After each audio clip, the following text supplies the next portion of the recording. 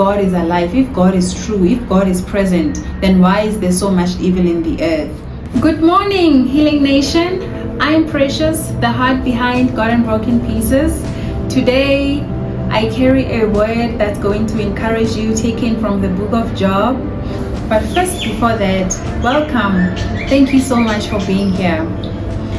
Our word comes from Job 42. Just to give you a little bit of background, I'm not going to assume that you know Job and his story, although most people do. What happened is Job was an upright man and he loved God so much that God actually brought harm upon him with the aim to get back at the enemy, with the aim to show the enemy that indeed there is one who honors God for who God is. We find this in chapter 1 of Job, from verse 6 until until verse 12. I'm not going to get into that now. From verse 6 until verse 12 of chapter 1 of Job, we find Job and we find God and the enemy, God and Satan, having a conversation. God is asking him, where were you? What have you been up to? And he says, I was just going to and fro, basically looking for whom to devour. And God is like, have you considered my servant Job? Of all the people that you have seen, did you see Job? And the Satan was like, yeah, well, I have seen Job.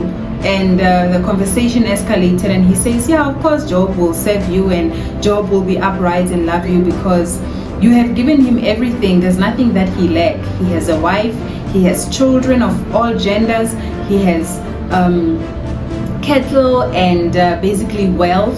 He has a beautiful wife, loving, he has good health. There is all the reasons why he needs to stick with you, because he realizes that all these things come from you. And God said, okay, I'm going to take all of that, or you can take all of that, okay? Go and take all of that from Job. Let's see if he will turn away from me, because now suddenly he doesn't have the things. And God gave the enemy a challenge in that way and bet on Job. God bet on Job. We want to be in a position where God can bet on us and say, have you seen my daughter Precious? Have you seen my son Tabo? Have you seen my child? Have you seen my children in South Africa? Can it be a nation thing that have you seen South Africans? Have you seen this group of people? Have you seen the family of Nonyani and so forth? I know that they love me for me and they serve me for me. Do whatever you want, just don't touch their life, don't touch their soul, don't touch their essence. Touch all the other areas in their lives and see if they will turn away from me, see if they will curse me. And so we find here in this chapter of Job 42, Job went through a hard time where he lost everything, including the fact that he was challenged in his health.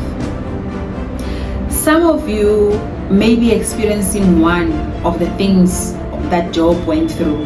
Maybe you are challenged in your resources and your finances are a little bit disturbed. Maybe you are challenged in your health, where people are mocking you for how you look like and what has happened to you. Maybe you are challenged in the fact that you lost your spouse and your children, or maybe even all of your children. It's so painful for parents to bury their children. So it can be that there is something, one of these things or two or more, or perhaps even all of them that Job went through. The thing that I know for sure is that you also have had your own Job moment. In life, we go through situations where sometimes it doesn't make sense where our challenges are coming from. It doesn't make sense how things begin to break. And we are left with the broken pieces of our lives and we don't know, Lord, how can I be a widow at such a young age? How am I divorced? And you are left with the broken pieces of your marriage. How did I bury my child? What happened to the resources that you had given me? I went from being a millionaire to, why did I have to lose money? Why did I have to go through this? Okay, why am I challenged in my health? Why do I have this thing? What's going on, Lord? Help me, because I thought I had it all figured out, and I thought you are God and you won't allow anything to harm me. There are people who also say things like that if God is alive, if God is true, if God is present, then why is there so much evil in the earth? Okay, just because there is evil, it does not mean that God is not there. In fact, why are we so focused in the evil that is happening in the world, which is not orchestrated by God, that we don't even see the good that is happening in the world, from the fact that God woke us up this morning to the fact that we are breathing oxygen that He apportioned to us, because He is the one who gives all good things, to the fact that He is the one who has caused it to rain, that there is still something going on for us, even though the enemy wants us to focus so much on the things that are not going right, on the things that didn't work. And Job here in verse 42, I want to take it from the last part where it says the Lord restores Job fortunes. After he had gone through everything, after the Lord has used his life, I want you to know something as you are questioning things about God so much, that let's not forget who we are. Let's not forget whose we are. Let's not forget our position in the earth and in the Lord. At the end of the day, first of all, we didn't order ourselves to life. We did not call ourselves to existence. And there are certain things that we do not choose, that we did not choose and we can't choose. We didn't choose which family we are born into, who gives birth to us, which geographical location we land at. Thank you so much for tuning in. The series continues in the next episode.